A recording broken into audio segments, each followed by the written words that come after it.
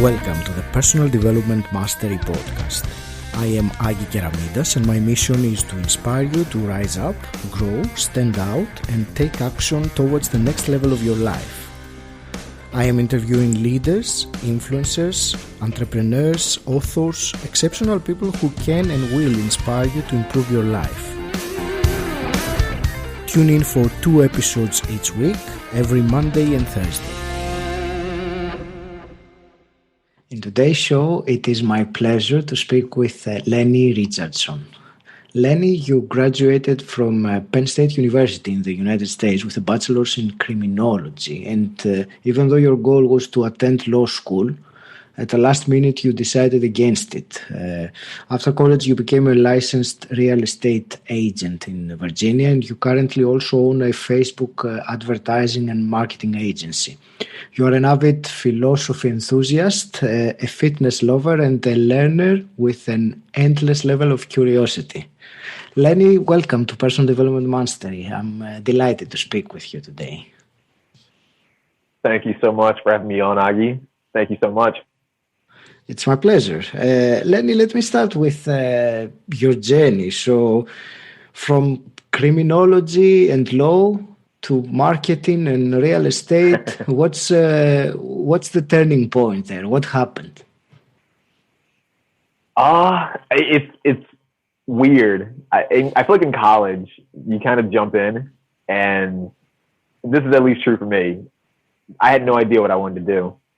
I know freshman year I kind of got in, and originally I wanted to do biomedical engineering.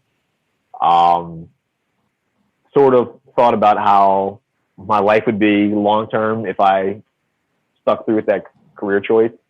Didn't like it. Switched to psychology, then criminology. Then I thought about law school, all over the place.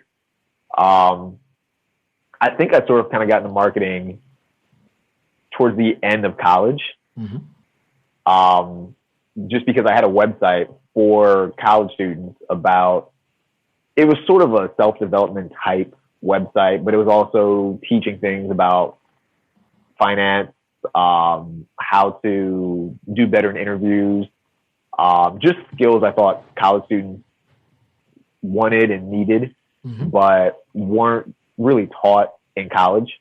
At least I didn't see that being taught in college. So I created a website for that, and that's kind of where the marketing came into play. I sort of had to market it to get more people to come on the website. I did so very unsuccessfully at the time, but that was sort of how that began. And then once I graduated, I kind of decided to not go to law school, just because of, I talked to a bunch of friends and their relatives and people that were lawyers. Oddly enough, like 95% of the people I talked to suggested I not become a lawyer, which was very interesting, but it was very persuasive. So I kind of decided against it, went into real estate, and then for anyone that's not familiar with real estate agents, you're basically everything as a real estate agent. You're the salesman, you're the marketer. In Virginia, we handle our own contracts. So you do the contracts here, you do everything. Until you can get a team at least. So I sort of also had to market myself as a real estate agent, but I started to like it a lot more just because there's sort of that creative aspect that comes into marketing that I don't know, I just like it a lot. So that's a very long way to answer that question. No, that's all right. Can you tell me, in terms of your personal development, your self-growth journey, can you give me a key defining moment during that journey? Yeah. I would say sort of the biggest milestone I had sort of came in college. Basically what happened is, if anyone's not familiar with Penn State and how their campus sort of works, Penn State has what's called satellite campuses. And it's essentially smaller campuses that they have all throughout Pennsylvania. So students can be at Penn State, but not on the main campus. And in the main campus, it's usually where most of the classes are held and where people can graduate. Um, I was at a satellite campus and actually went to a main campus, sort of lost motivation, didn't feel like working, and went through a little bit of depression at that time. Mm-hmm. Grades tanked, did awful, and stopped hanging out with people, kind of just isolated myself to my dorm room. And it didn't help at the time. I had my own dorm room by myself. And it was around that time that it was initially, I watched the video with Dwayne Johnson, The Rock, and he sort of had an interview with Oprah and talked about how he went through depression after he got kicked from his football team. And it sort of resonated with me because what he said basically summed up the way I felt. Mm-hmm. And after watching that, I tried to model his behavior. So I went to the gym more, started waking up earlier. That kind of led me into reading because at the time I hated reading books, which is weird to say now because I love reading now. Yeah. But it basically shifted everything and put me more in the mindset of I need to get better. And from that point on, I sort of enjoyed the feeling of constantly improving myself. And so that was sort of the biggest milestone, I would say, that started me off from not developing myself to always wanting to develop myself and encouraging others to develop themselves as well. I can certainly relate with one of the things you said, which was not feeling like reading, because when I was in university, the last thing I wanted to do is reading, which is a paradox because you're there, you're meant to study, but I suppose it's also at an age in your life that you want to do things, you want to live life rather than study, especially if it is things that you're not interested in reading. Whereas when you find your thing, you enjoy reading, it takes no effort. You just pick up the book and go into it, don't you? Yes. That's it is definitely a weird paradox to have to go to university and you're expected to read, but no one wants to actually read. In a weird way too, it almost feels like this is my personal opinion on this. It's almost sort of a strange conditioning. I feel like some people sort of associate reading with tests and quizzes and maybe stress. So I think it sort of repels people when they hear a book. They're kind of like, oh, books? I have to take a test and a quiz? I don't want to do that. But I don't know. I think my goal is that I can get more people to sort of understand that reading and all those things, you don't have to associate it with the negative part that some people might associate it with. There's a lot of good that comes out of it. And it's very different to learn in order to grow, which is like personal development, and very different to learn to memorize and be tested on the content. Because when you read Tony Robbins or any personal development book, you're not expected to take a test at the end. So you read in the way that suits you the best, and you pick the elements that are relevant to you rather than going through everything and having to learn it by heart or something like that. Lenny, let me ask you, because you mentioned, and I know that it is something that you are passionate about, that concept of constant improvement, that 1% improvement, or Kaizen as it's called. So do you want to talk to me about this, the concept and your take on it? Yeah, sure. So that's one of the main things. If anyone's ever seen my Instagram page or any YouTube video or anything I've ever put out, I'm sure they'll eventually come across me saying it or writing it because I write and speak about it too much probably. But yeah, so Kaizen is sort of this idea that you want to be constantly improving whatever your craft is, whatever your art is, whatever you're trying to do in life. You want to constantly be improving it. I think a lot of people sort of play a bit of a finite game and they take action with a very specific result in mind. So I feel like for a lot of people, for example, they might work to make enough money to retire, and then in their head, retirement is, I'll sit on the beach with a mojito and enjoy the rest of my days relaxing. And there's nothing wrong with that, I think, but I feel like this is my personal opinion, I think you won't be satisfied by playing a finite game. I think you need to sort of have an infinite game, and always be striving towards something, but at the same time understand that you'll never get it. Like, the bar always gets higher and higher, and that's completely fine. That's what you want. So that's sort of what Kaizen kind of ties into. It's sort of whatever your craft is. You just want to keep getting better at it every day. And I sort of also have a secondary motto that I like to use, just called 1% better. And I feel like nowadays, especially, we sort of compare ourselves to everyone else around us. And we might see someone who, for example, I'm 27 years old. It's easy to go on Instagram now, or Facebook, or any social media website or app, and see another 27-year-old or a 24-year-old even, who is taking pictures with lots of girls or cars, or he's traveling the world, or he's doing whatever.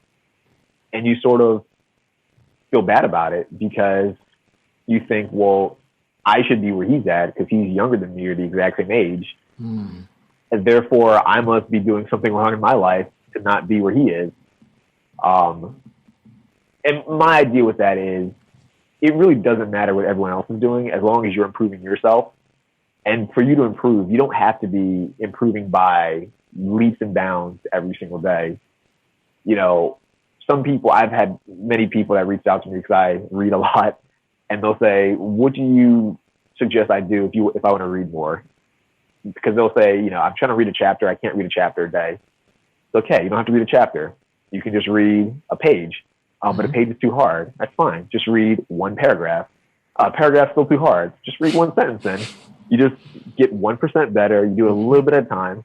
And then over time, you'll build up the habit. And then one sentence will lead to one paragraph. One paragraph leads to a page.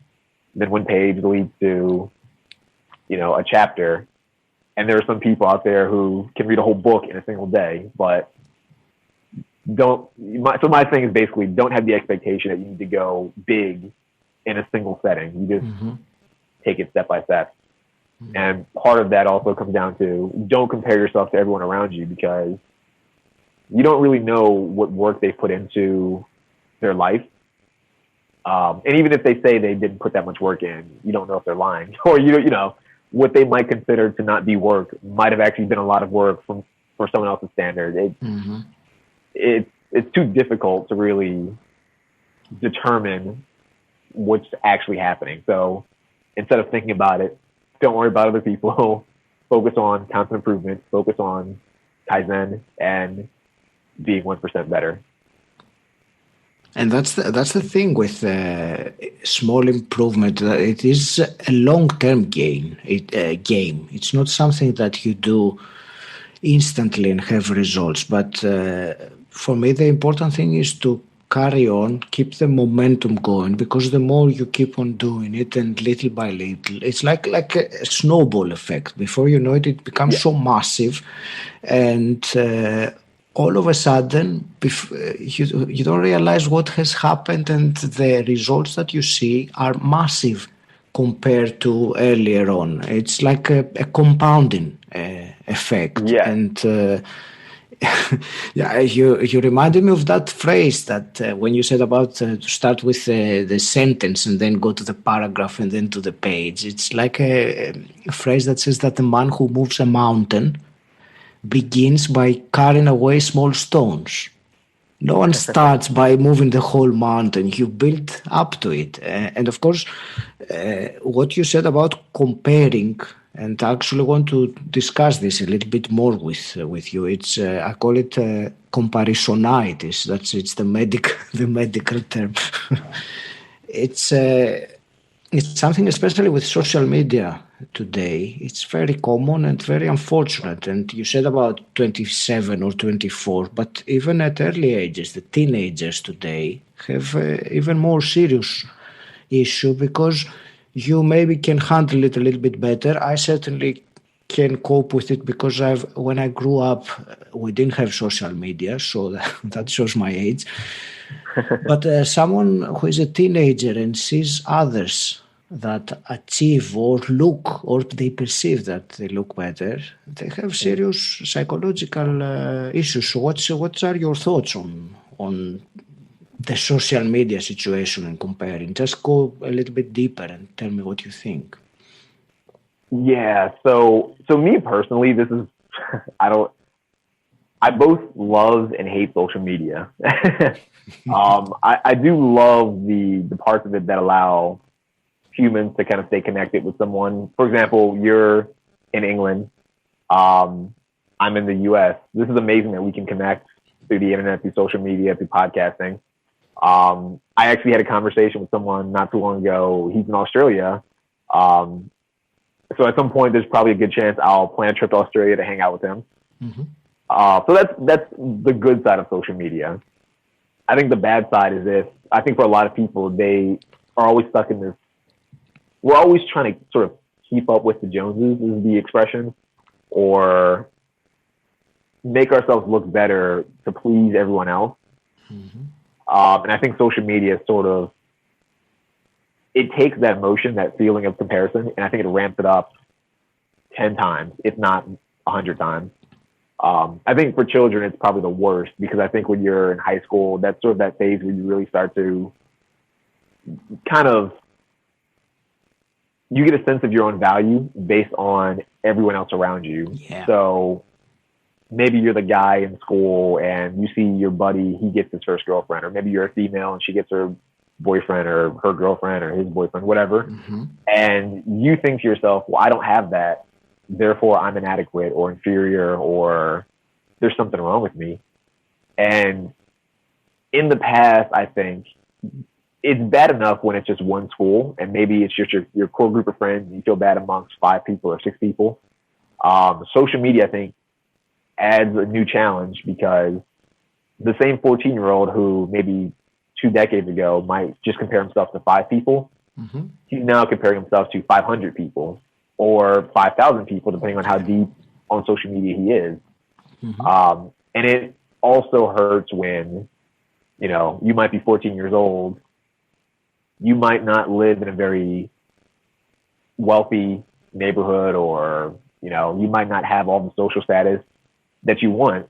And you go on Instagram, for example, and you see some other 14-year-old who, you know, his father's rich, so he has a Lamborghini or something, mm-hmm. or he's always showing off the best parts of his life, and it gets in your head. It makes you feel bad about yourself.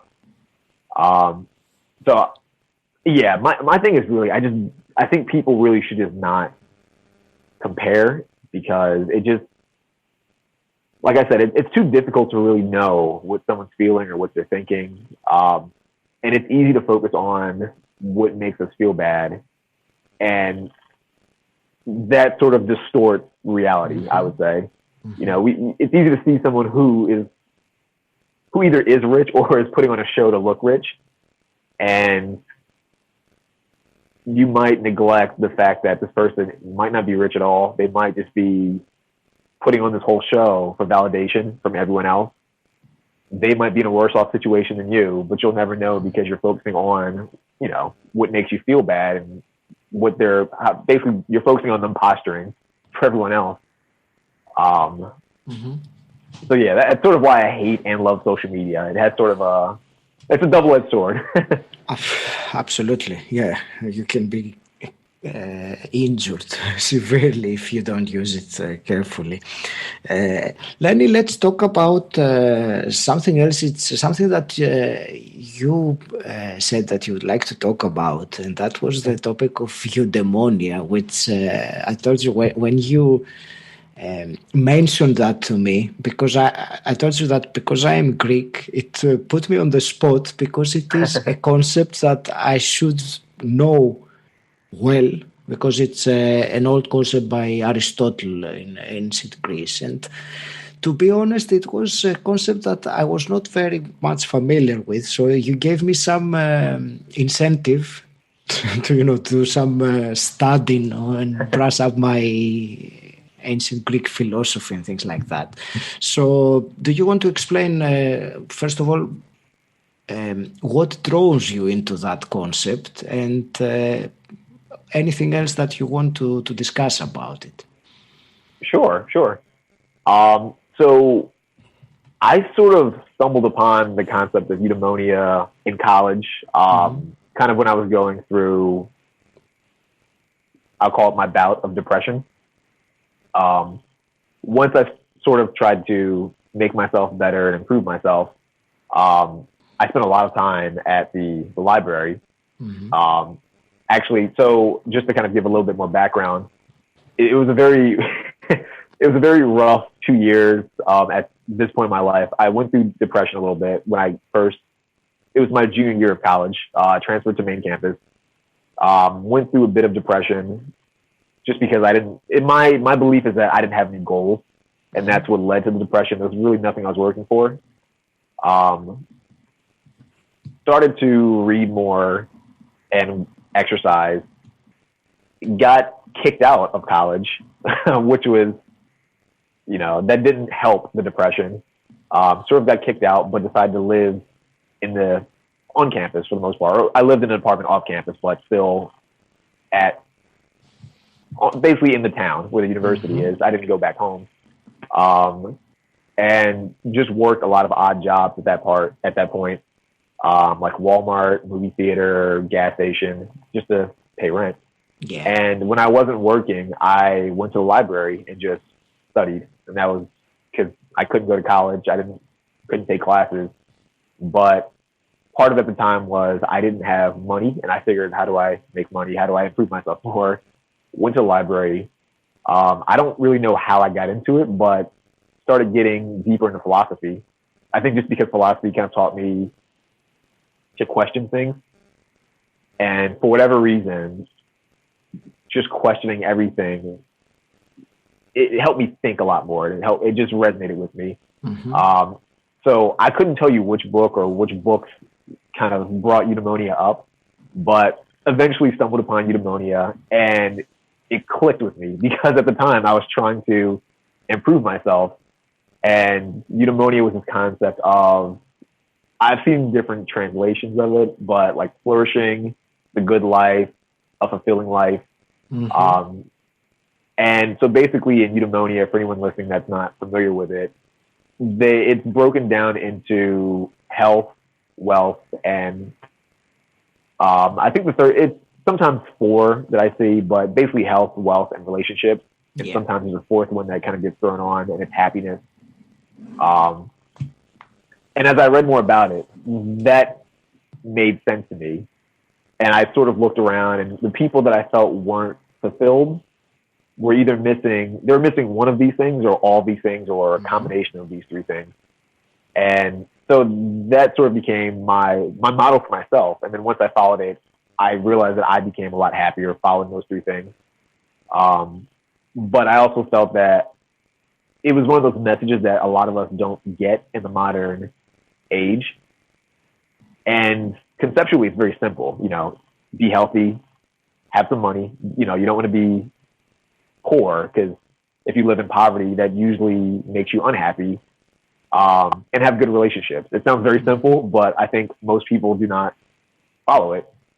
So that's been sort of the thing that I try to, I don't want to say teach, because that makes me sound too much like a teacher or like an expert. I wouldn't call myself that. I'm still learning it myself. But it's something I try to spread to kind of make people aware of. And I would say for anyone listening to, I don't think in philosophy books they really order them. I personally believe they should be ordered, at least in the modern day. I would probably order them. First step, make a little bit of money. You don't have to be rich. I think, like I said, people compare themselves. You don't need to be rich. I think to some extent, from what I've heard, being rich might actually make people a lot worse off than better off. But it does help to have enough money to sustain yourself. So I would say finances, wealth is the first step. Health is the second step. If you're not healthy, you're probably not able to be happy. If you have money like Richard Branson or Steve Jobs or whoever, but you have, say, cancer and you only have a few days to live, you're probably not going to be as fulfilled as you could be. And cancer is a very extreme example, but the point being that you need to have some health to live a very sustainable, fulfilling lifestyle. Mm-hmm. And then the last one I would say would be relationships. Once you kind of have the health built up, once you have your finances built up, you need the relationships. And I think a lot of people with relationships, I always try to make this clear. I think this is just my take on it. Yeah. I think a lot of people think of relationships as sexual relationships. I need to have a boyfriend, girlfriend, wife, husband, whatever. I interpret it more as you should have personal relationships with people that you enjoy being around, which includes a spouse, but it also includes friends, because you don't want to isolate yourself from friends and just be around your spouse. Mm-hmm. But you don't also want to just be that person who only has, platonic friendships, but maybe no romantic relationships. I think you need a balance of all those things. Sure. That was very long-winded, but I would say that as the human connection in general. Yeah, relationships is the human connections you made. The only thing I would maybe change in the order that you put, for me anyway, is health would be on first by far rather than that, because there is that phrase that say that a healthy person can have 1,000 wishes, a sick person has only one. So it's just it's certainly for me the base of the pyramid, where everything else can be built of. And I'll also add, you said about eudaimonia, the best English translation I've seen was human flourishing. Flourishing. So it's difficult to translate it exactly, but if you think of it as flourishing of the human, I think it's a very great description of what it might entail to flourish in all aspects of your life. I think that's so. How do you suggest someone goes about to flourish as a human? And what steps can someone do to improve health, wealth, and relationships? Starting with health, I think the simplest thing, eat better. I know this sounds, I don't want to oversimplify it, but I think another one of those things, I think conceptually it's not too difficult. Basically, eat better. Try not to eat too, processed foods, sugar. 100%. As hard as it is, try to stay away from alcohol and things like that. And be more active. I would say those are probably the first steps right there alone. I think people overcomplicate the health part. Sometimes people think to be healthy, I need to look like Arnold Schwarzenegger. And it's like, you do not need to look like Arnold Schwarzenegger. That is its own separate category of health. Some might even argue that being that size isn't even that healthy. But for the average human being, we live a very sedentary lifestyle nowadays. We're always sitting around. A lot of us have jobs at an office, or even if we work from home, we're at our desk all day, hunched over. Just standing up more, walking around, being out in the sunlight where there's vitamin D, to me is really all you kind of need to be healthier. Stretching more. Yoga is becoming popular. I think yoga is fantastic. Things like that, I think, are the main steps for health. It doesn't need to be extreme. You don't need to be the person that runs a marathon every weekend. Those are great. Those are fantastic if you can. But for the average human being, just moving around more, not being sedentary too much, getting out in the sun, having a cleaner diet, and even exercising at least 10 to 20 minutes a day is really all you need, I would say. You don't need to be a gym rat, lifting weights for an hour every single day. So for health, I would say that's a good start. As far as finances, and I try to be careful because I'm not a financial planner or anything like that, but very basic stuff. Just don't live outside your means. I know it sounds, again, very simple, but It's common a lot of, sense, Lenny, but it's not common practice. Both the yes, health and this, many people live outside their means. So yes, everyone knows that you should save, but how many people actually do it? yes, yeah. I think part of it too. I think a big reason why a lot of people don't save. I think it goes back to the whole comparison. We're comparing ourselves to other people. So there's actually there's a book I read a while back. I think it's The Millionaire Next Door, and in the book they talk about the author talks about, I think, doctors and lawyers and I think engineers, even as their salary increases, their expenditures increase to match their salary, because they're keeping up with everyone else that are, their friends that are also doctors and lawyers that are also upgrading their lifestyle. So it becomes this never-ending cycle of, I make more money, I spend more money, but I never actually get to keep more money because I'm always trying to buy the car that matches my neighbors. I'm buying the Mercedes to beat my neighbor's Mercedes, so it becomes a never-ending cycle. But I would say, if you kind of move away from the comparison, it becomes a lot simpler. In my life, the way I practice it sounds very strange. I am a very basic clothing shopper. For a lot of people, clothing is a lot of money. I literally go to like Target and Walmart and buy $5 shirts, a pack of $5 shirts, and very cheap jeans. I know that for some people listening, that might sound very weird, but it saves a lot of money. Not eating fast food it saves a lot of money. You can eat out.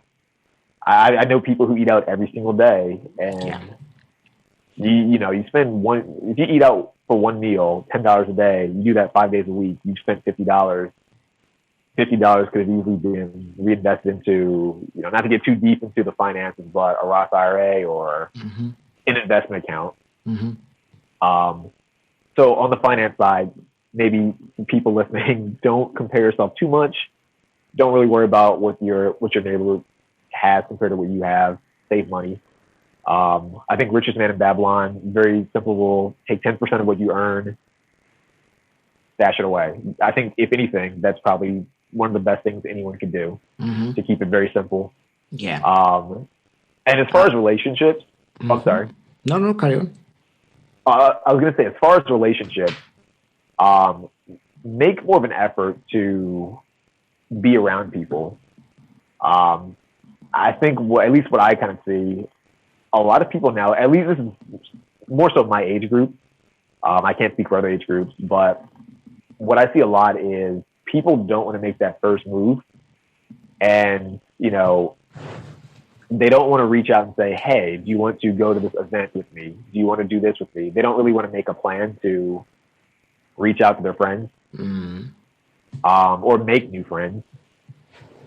And so I would say that's probably, if you have a social circle, even if they're acquaintances, don't be afraid to kind of reach out to someone you met randomly at some point and say, hey, you were a cool person. Let's go hang out somewhere. It doesn't have to be the bar. It could be, but it could just be a random, let's go walk somewhere and just talk about stuff. I think that works just as well. I think a lot of people nowadays, especially nowadays, are kind of craving that interaction with each other. So yeah, I think people can keep it simple.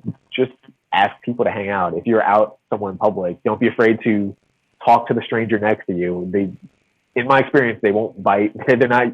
Most people are pretty nice. Most people are pretty nice, and they'll accept you for who you are.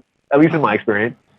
Absolutely, yeah. And if they don't, then it's okay. You can always move on. I mean, no one will like you, but that's not really the point. If you try to please everyone, you end up really pleasing no one and displeasing yourself and who you truly are. So Yes.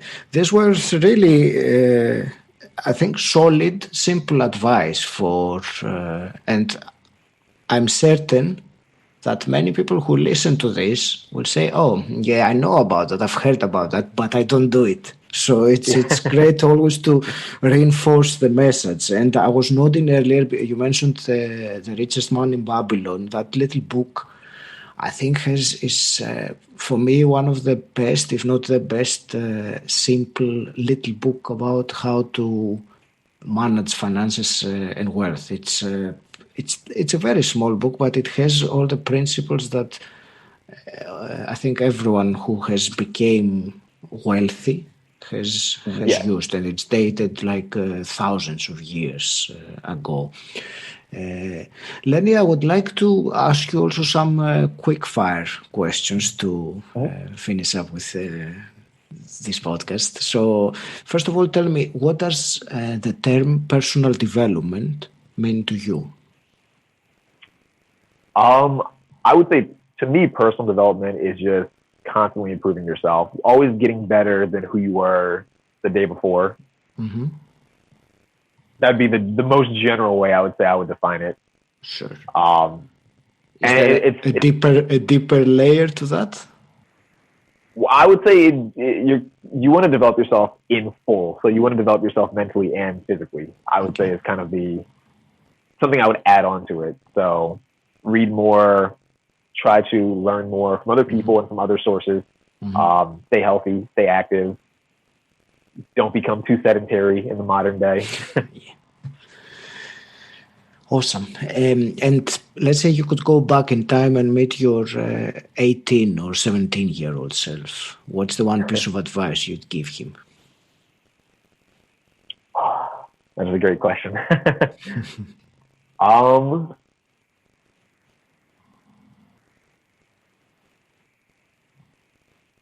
I would say if I could go back and meet my 17 or 18-year-old self,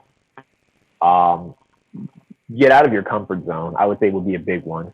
When I was 17 and 18, up until really around when I was 20,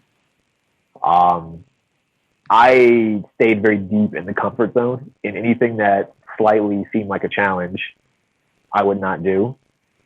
I feel like our brains kind of put up a barrier. Anything that seems unfamiliar, it sort of persuades us to not do it.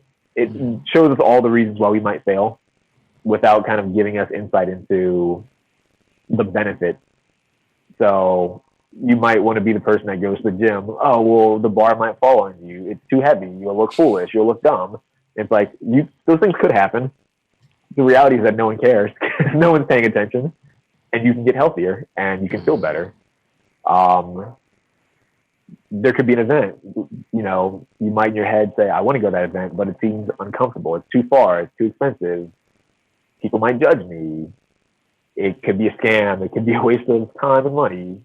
Like it could be true, but it could also be the best experience ever. It could also be life-changing. It could also be a rewarding experience that makes you a better person, which is the upside is way better than any of the downsides. So yeah, I would say if I could go back in time, I would definitely urge my 17, 18, 19-year-old self, get out of the comfort zone, take more risks, not worry so much about what everyone else is thinking, because I think the reality is that they're not really thinking about you that much. They have their own things to think about. Yeah, they're concerned about themselves, not so much about absolutely, me. So. Absolutely. And tell me one more thing. If you had a magic wand and you could wave it and change something in the world as the world is today, what would you change? That is a great question. Oh, man. The first thing that comes to mind, honestly, is to get rid of social media. I think that would. I for all the benefits that it has, I think the way we utilize it, I think is more negative. And maybe I could be wrong. Maybe it has a more positive impact. But just from my general observation, I feel like there's a few people that use it very positively. There's a lot of people that use it. Their consumption of it is very negative. I'll put it that way. Yeah. So I would probably remove it. You know, if I had a magic wand, I would get rid of it. I would say sorry to the people that are using it positively. And say, you know, it's for the greater good. Other people are kind of, you know, it's better off. We're better off without it, I think. There is a documentary. I don't know if you've watched it yet. It's called Social Dilemma. I just saw that a few days ago. You watched it? Yes. Yeah, it really gives some insights on what social media has become, because it didn't start like that, but now it's scary what's going on. Lenny, how can people connect with you and find out more about you? I would say for now, the easiest way is through Instagram. And my username is very difficult for a lot of people to spell and pronounce, so I'll spell it out. I'll put it in the show notes. Yes, it is. We were talking about that earlier before we started recording. Yes. Okay. But for anyone listening, it's Leviticus Rich. And it'll be in the show notes, I guess. But I'll put it there. Okay, all right. But yeah, it's always hard for people to pronounce and spell. So maybe not the best username on my part. It is unique for sure. So maybe if you used your something that was more common, you never know. These things, the fact that it is unique might give you an advantage that you've never thought about yet anyway. Yeah. I want to thank you, Lenny, for our conversation, and it's been very interesting, your thoughts on the becoming better and those simple yet not commonly practiced things on improving ourselves. So thank you very much, and I wish you all the very best with all your endeavors. Any parting words? Nothing comes to mind besides just, if you're listening, just keep improving, keep trying to become a better person, and understand that there's no finish line to that goal.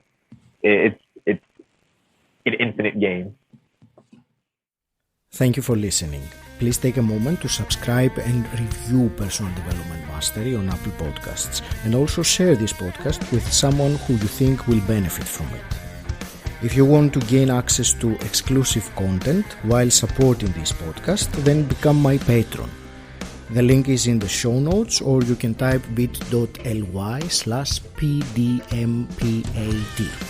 If you want to know more about what I do and how I can help you, or if you have any questions, join my Facebook group Personal Development Mastery. Again, the link is in the show notes, or you can simply type bit.ly/pdmgroup.